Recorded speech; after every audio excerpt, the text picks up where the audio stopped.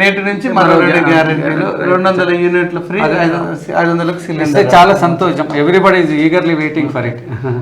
ఇక్కడ ఒక వార్త చూద్దాం. మేడిగడ్డ కుంగుబాటు మానవ తప్పిదమే, 2019లోనే బ్యారేజ్ డ్యామేజ్, కొరవని పర్యవేక్షణ, గుర్తించని అధికారులు, విజిలెన్స్ రిపోర్ట్లో ప్రస్తావన, ప్రాజెక్ట్ రికార్డులు మాయమైనట్టు గుర్తింపు. అన్నిటికంటే ఏంటంటే డెఫినెట్గా ఈ మేడిగడ్డ గురించి చాలా విషయాలు సెంట్రల్ బోర్డు దగ్గర ఉన్నది. మొన్ననే సాధిక సెంట్రల్ కమిటీ వచ్చి చూసింది దాన్ని. అది వయబుల్ కాదు, దాని మీద పెట్టే ఖర్చును వయబుల్ కాదు. ఇంకొక 50,000 కోట్లు పెడితే తప్ప కాలువలు అవి ఇవన్నీ ఇంకా పూర్తి కాలేకున్నాయి. సో నిష్ణాతులు చెప్పేది ఏంటంటే, ఎక్స్పర్ట్స్ ఇన్ దట్ ఫీల్డ్ చెప్పేది ఏంటంటే, దాన్ని ఆపేస్తేనే ఇంకా ఉంటుంది. అదేమన్నా ఇప్పుడు ఏమంటారు భవిష్యత్తులో వైట్ ఎలిఫెంట్, తెలంగాణకు వైట్ ఎలిఫెంట్ కాబోతుంది. ఎందుకనంటే ఇప్పుడు ఆకునూరి మురళి వాళ్ళు అంటూ experts in that project construction, ఆయన 30 దేశాల ప్రాజెక్టుల యొక్క కాస్ట్ ఎఫెక్టివ్నెస్ అంటే ఎంత ఖర్చు పెడితే ఎంత లాభం వస్తుంది అనాలిసిస్ చేసినప్పుడు పర్ ఎకర్, ఒక ఎకరాన్ని పండించడానికి రైతు 42,000 రూపాయలు ఖర్చు అవుతుంది. తర్వాత అన్నిటికంటే పెద్ద వేలు ఇప్పటికే 13,000 కోట్ల రూపాయలు పర్ మంత్ 7 సార్లు ఎత్తిపోయాలి, 7 times ఎత్తిపోయాలి. అంటే 1 కిలోమీటర్ ఎత్తిపోయాలి. మళ్ళీ ఎత్తిపోతలు కాదు, తిప్పిపోతలు. ఇక్కడ అంటే ఇక మేడిగడ్డ నుంచి అల్లంపల్లి పోవాలి, ఈ నుంచి సుందీల పోవాలి, సుందీల నుంచి ఎలం పోవాలి. సో ఎత్తిపోయి మళ్ళీ కిందకి అయిపోతుంది. పెంటారెడ్డి గారు ఆయన సలహాదారు, ఏది కాళేశ్వరం ప్రాజెక్టు ఆయనకే చెప్పిండు. వాటిని ఎక్కడైతే మిషనరీ కూర్చోబెట్టారో అక్కడ కూర్చోబెట్టలేదు, ప్రొటెక్షన్ కాల్ పెట్టలేదు. అసలు కట్టిన కొద్ది రోజులకే వీళ్ళు ఇసుక మీద ఒక సిమెంట్ కాంక్రీట్ వేశారు.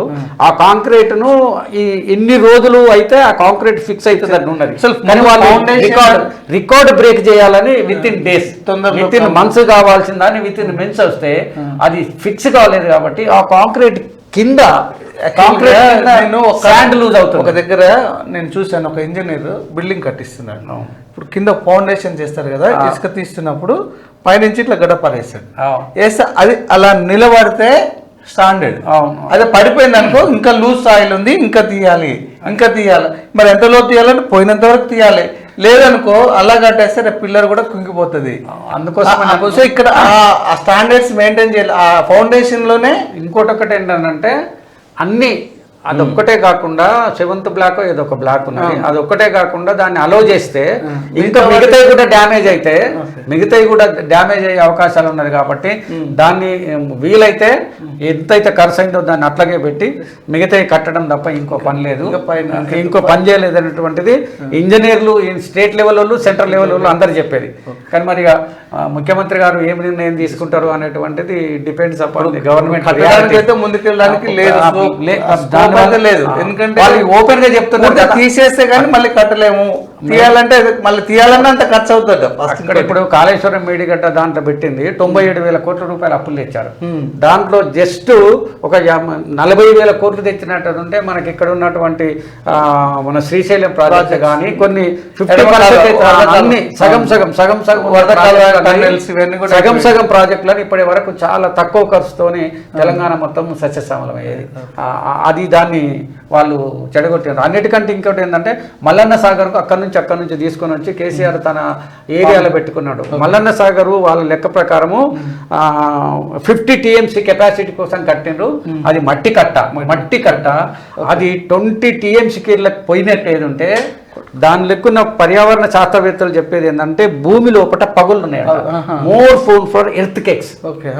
మల్లన్న సాగర్ ఏరియాలో అయితే ఏదైతే కట్టగట్టారో ఆ ఏరియా మొత్తము వాళ్ళు ఎర్త్ కేక్స్ స్టడీ సెంటర్స్ వచ్చి ఇది 20 TMCకి ఎక్కువగా ఆపదు, కానీ వీళ్ళు 50 TMC కెపాసిటీతో కట్టారు. ఆ కట్ట పోవటానికి అవకాశం ఉన్నది, లేకపోతే భూకంపం వచ్చి కట్ట ఏదంటే లక్షల మంది చనిపోయే అవకాశం ఉన్నది దాని కింద. సో ఇట్ ఈజ్ అంటే పర్యావరణ శాస్త్రవేత్తలు చెప్పినా ఏ శాస్త్రవేత్తలు చెప్పినా కేసీఆర్ వినడు అనేటువంటిది ప్రూవ్ అయిపోయిన విషయం.